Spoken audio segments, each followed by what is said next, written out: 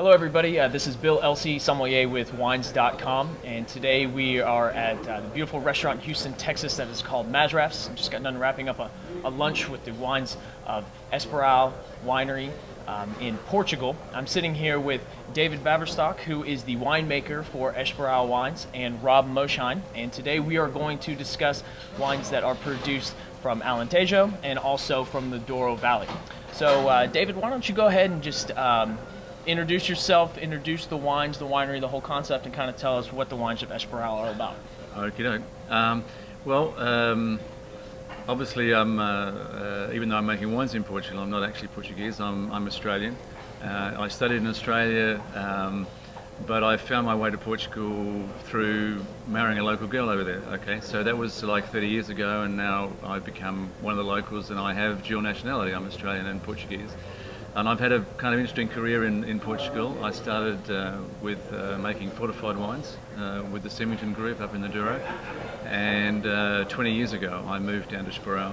Esporao is a very new project in Portugal, and the Alentejo as a region is actually quite new. So I went there in 1992, so I've been at Esporao for 20 years now, heading up the winemaking. Okay, great. What varietals might you tell us really grow in the Alentejo? Yeah, well, I can do that, and we can lead into the I think that's great. Yeah, because some unfamiliar varieties in that area to me, and so I'm excited yeah. about tasting some of the wines from some of these unique varieties. Yeah, well, in the case of the Esporao White, which we have here, this is based on 3 local grape varieties, and they're uniquely Portuguese, and they're not going to sort of roll off your tongue that easily.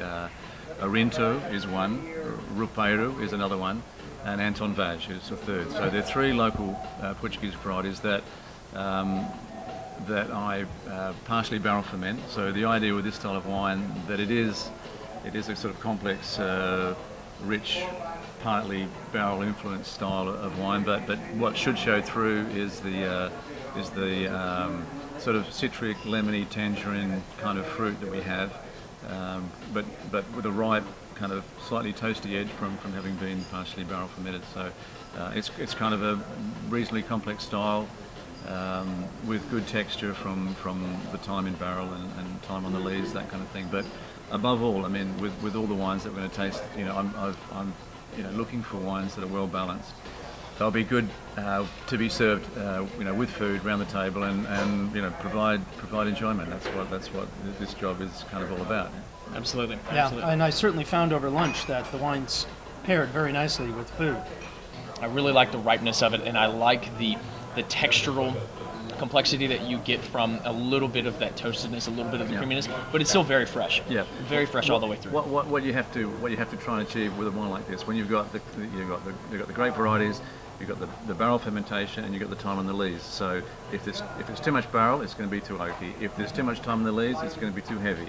And if you, by having the fruit component, which hasn't been barrel fermented, to blend in, you can introduce the freshness, but you have the complexity and you have the texture. It's just a matter of getting everything in the right proportion, and that's where tasting and blending and making up the blends, which is a big part of the job. Yeah, it's all about. I mean, that is the definition of balance, I guess. Yeah, and I like the mouthfeel. I think you really achieved a nice viscosity, Yep. almost a slight oiliness to it. Yep. That really adds to the flavors and the high acid level. Yep. But it pairs beautifully. It went great with the crab cake. Yeah, So. yeah, it's a very versatile wine. It does anything to do with most fish dishes, particularly sort of baked fish and that kind of thing, and even chicken and white meats. It does very well.